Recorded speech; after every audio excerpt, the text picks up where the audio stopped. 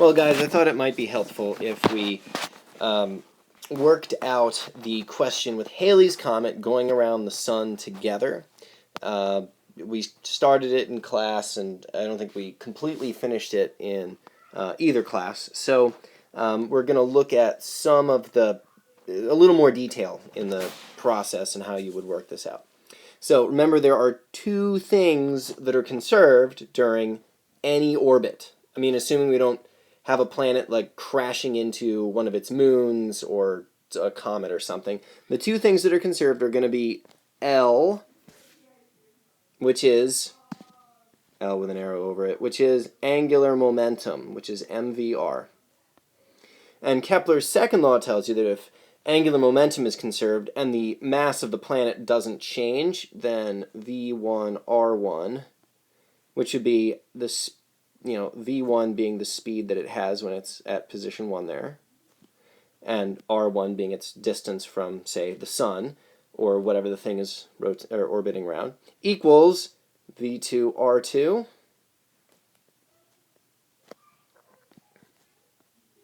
and therefore, if you say knew both of those radii and one of those speeds, this would be a really easy question, right? It'd be so easy to relate those two v's to each other if you already knew both of the r's. Okay, but if you only know the r's and you don't know the v's, then the most you could say would be, well, v2 is, say, 1/2 of v1 if, like, r2 is twice as big as r1, something like that. So you could come up with a ratio between them, but you wouldn't be able to come up with an answer exactly. Okay, so we said angular momentum is conserved during an orbit. The other thing that's conserved during an orbit is energy. I mean, there's pretty much two things that are conserved, guys, in physics. It's going to be energy and momentum, or angular momentum, right? Okay, so I guess three things. But all right, angular momentum, energy. The two kinds of energy that the Halley's Comet in our example that we were doing, which was example 9, in case you forgot, I'll write that down here. Example 9. Okay, were kinetic energy and potential energy. So at position 1 it had kinetic energy and potential energy, and at position 2 it had a different amount of kinetic energy because its speed was different, and a different amount of potential energy because it was further away from the sun. But the total amount of energy at each position should be the same, again, unless it's being hit with a comet or something like that. So K1, that would be 1/2 mv1 squared. U1, remember it's negative gmm over r1 equals. All right, I'm not going to have enough room here, huh? 1/2, and maybe I can zoom out. Oh, no, that's in. Out. And can we... There, that's much nicer. Okay. 1/2 mv2 squared. All right. Minus gmm over r2. All right. I think it would be a good idea to pause for a moment and emphasize something that I said earlier, which is...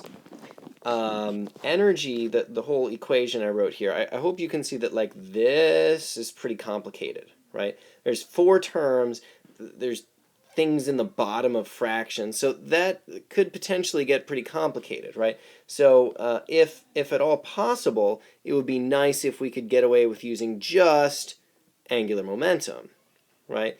But if you have to use both, then I guess you have to use both. Okay, which in this example we did, and in number 3 from your homework you will also. All right, now the problem in both equations is there's 2 unknowns, right? We don't know v1, we don't know v2. We were told for Halley's Comet that r1 was equal to 9 times 10 to the 10th meters. Oop, that's not 10 to the meters, 10 to the 10th meters. Okay, and we had figured out that r2, right, its aphelion distance was 5.28 times 10 to the 12th meters. And from that, you could get a ratio of v1 to v2, but we couldn't actually get them. However, if we do the following. If we say using, that's hardly a highlighter. Let's undo that. Why is that a highlighting color? And that's too dark. Let's try again. Let's just underline it. Okay, if I take that equation there that I've highlighted twice, and I solve for V1, oh gosh, it's blue. Okay, V1. V1 equals V2 R2 over, that's a 2, I swear. It's looking less and less like a 2. Okay, over R1. Oh gosh, it just won't write itself. There we go. All right, V2 R2 over R1 would be V1. Okay, whatever those things are. Now, if I take that and I substitute it in for the other equation for V1, now I will have an equation that is only in terms of things that I know, which would be R1 and R2, and one thing that I don't know, which would be V2. Okay, at this point, it would probably be wise to plug in some numbers. I'm not going to do that right now because I don't have a calculator in front of me, but you can kind of get the idea of where this is going. All right, we're going to have, let me cancel out the m's so that I don't have to write them over again. The little m is going to cancel out. You didn't actually need to know the mass of Halley's Comet, which is nice. So the first equation there is going to become 1/2 v1 squared. That would be v2 squared r2 squared over r1 squared. Oh, if you don't like that, because I would agree, that looks pretty awful. Oh my gosh, I'm going to have to square all those things.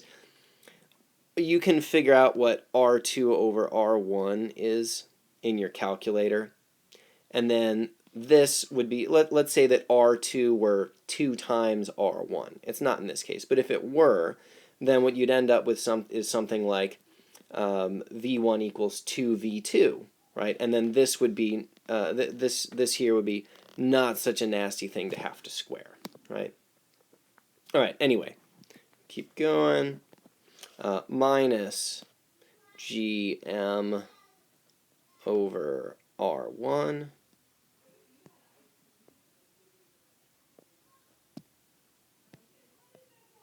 there. Okay, equals, all right, 1/2 v2 squared minus gm over r2. All right, pretty much at any point here, you start plugging in numbers, right? You know, oh yeah, Halley's Comet orbits around the sun, so that means we know what m is, right?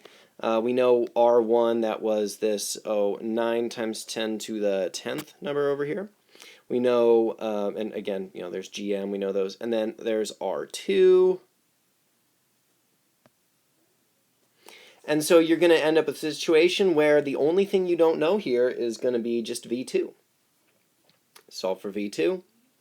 And then if you also want to know v1, the simplest way to get it is to go back to your angular momentum equation. Okay, and then if you know v2, because you did all that algebra, you should be able to just sub it back in and conveniently solve for v1 since you already knew what r1 and r2 both were.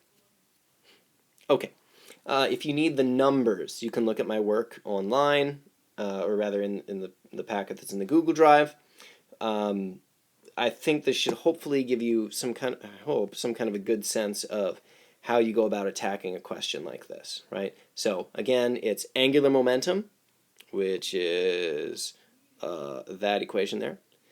Okay, angular momentum conserved, energy is conserved, and if you put the two equations together, even if you only know, say, the distances or only know the speeds, you should be able to come up with the other two things. All right, I hope that was helpful. Again, this is mostly for number 3.